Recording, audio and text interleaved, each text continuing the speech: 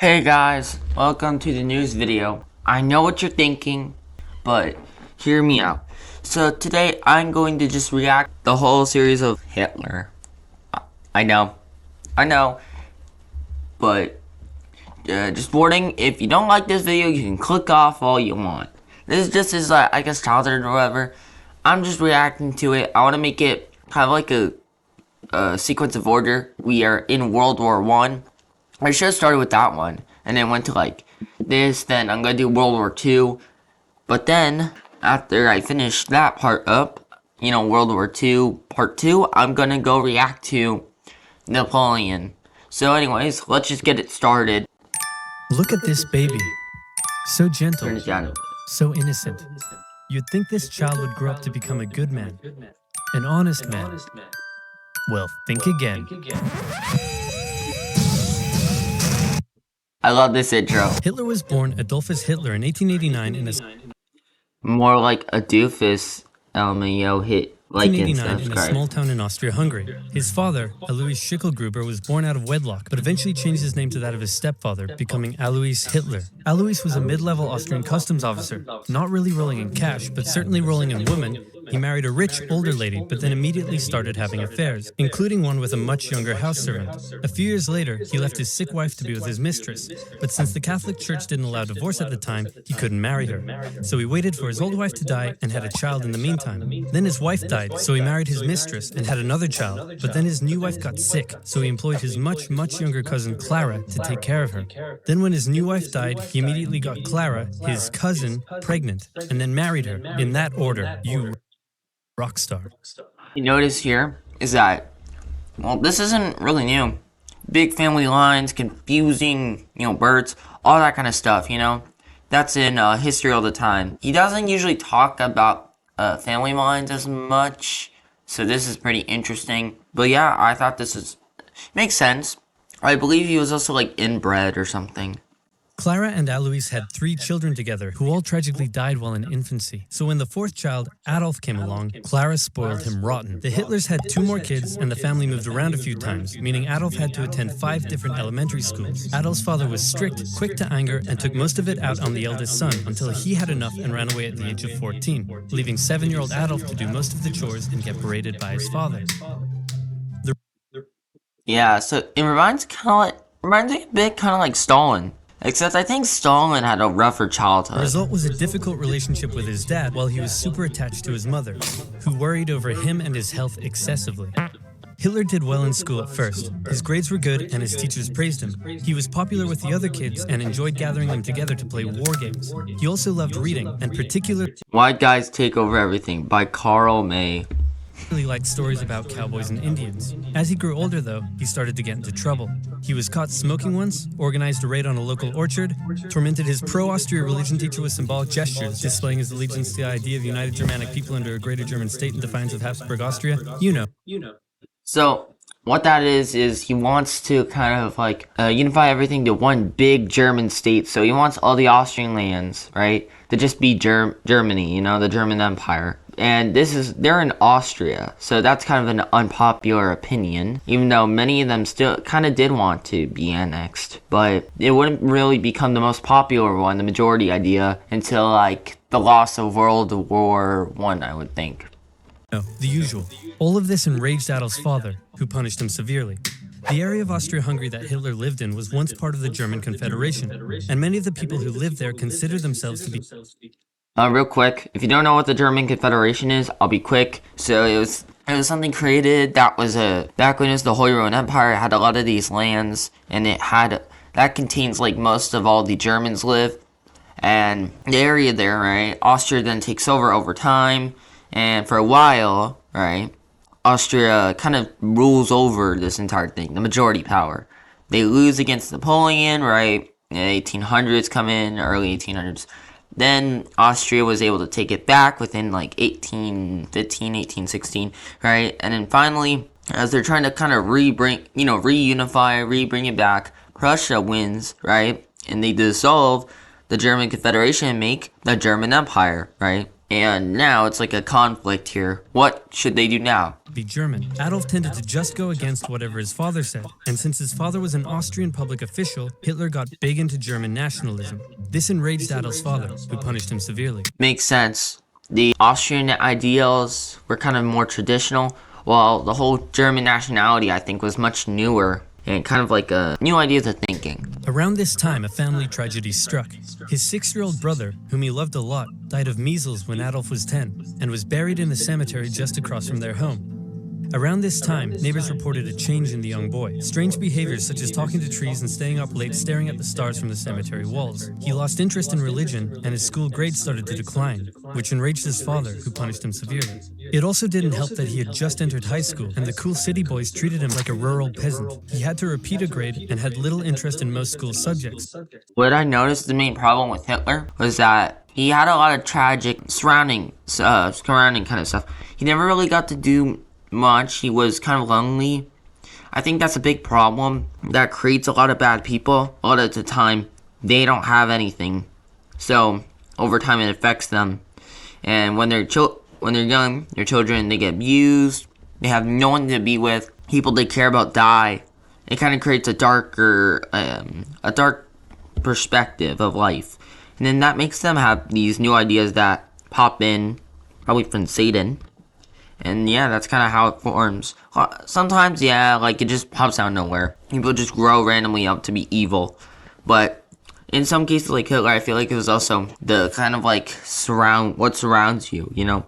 So I would point out that if he like got into his art school, he probably would have been a lot better. And yeah, that's kind of what I've got there. I don't really know too much about his personal life though, so...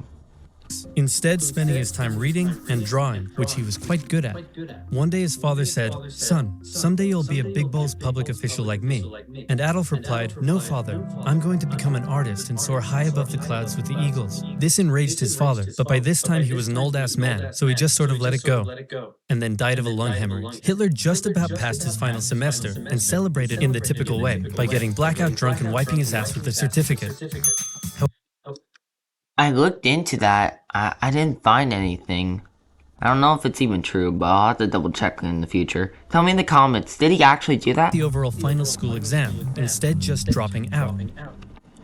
Ayo, social Darwinism and nationalism are great and all, but just to be clear, I wasn't suggesting you commit genocide or anything. Let's hope no one who will be a major historical significance is absent for this particular lesson. By the way, has anyone seen Adolf? Yeah. That is true. He was all about social Darwinism, nationalism, socialism. Yeah, Hitler was a socialist by far, even though he hated communism, which they're very similar systems, if not the exact same thing. The now 16-year-old boy was unemployed, without much purpose in life, and for the next 3 years, he stayed that way. He spent most of his time at the opera with his only friend, August Kubizek. Kubizek later wrote his memories of the young Hitler and said he was passionately interested in many things, felt he was in many ways better His only friend. than others his age, was quick to anger just like his father, and an incredible speaker once he was ranting. When he was 18, he said a very sad goodbye to his mother and went to Vienna to take the entrance exam for art school. He failed. Soon after, he had to return home.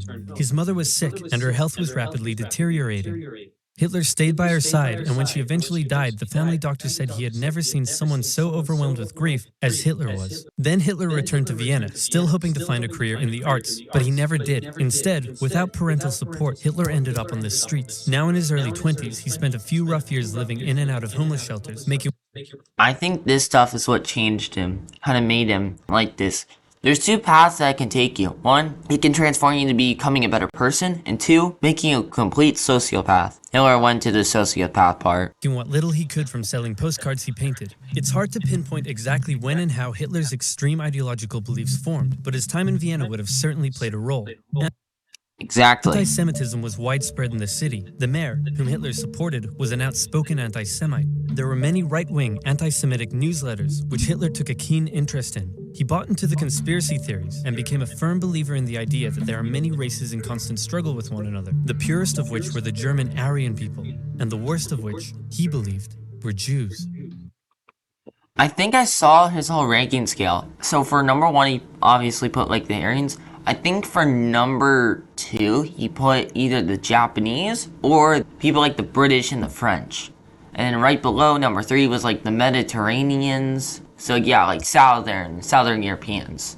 Mussolini would be mad about that. And then 4th was like Russians, Slavics, Polish, all of those groups. And then, yeah, just right with them was Jews. So he hated Polish, he hated communists, and he hated, the Russians, Slavics. He hated them as much as the Jews. It probably would, genocide them all. A lot of people predict that if he won World War II, we might not even see any Polish citizens ever. There wouldn't wouldn't even be Polish people.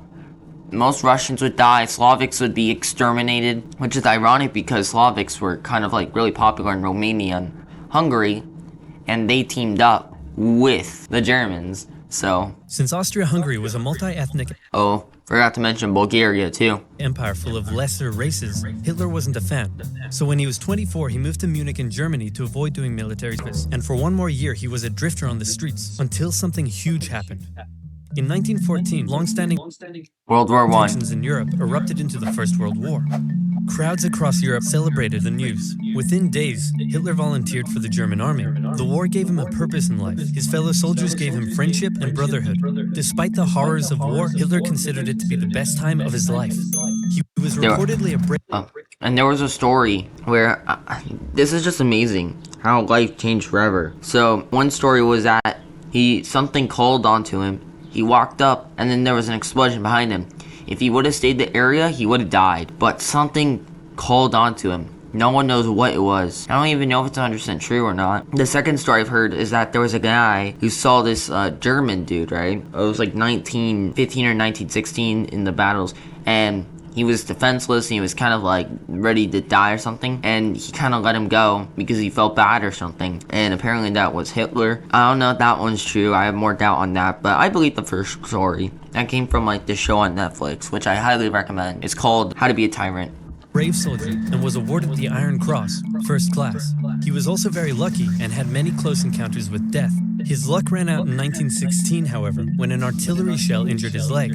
He went back to Germany to recover and was outraged to find a general apathetic anti-war attitude among the exhausted and hungry German populace. With the war turning against Germany, it's because in one of my videos, if you would have saw, you would understand that the British were able to successfully starve out the Germans due to some of their, strategies, like getting the ships to blockade Germany and with their imports and exports. Germany, he returned to the front lines, but was temporarily blinded by a British gas attack in 1918. A month later, still recovering in hospital, Hitler learned of Germany's defeat and surrender.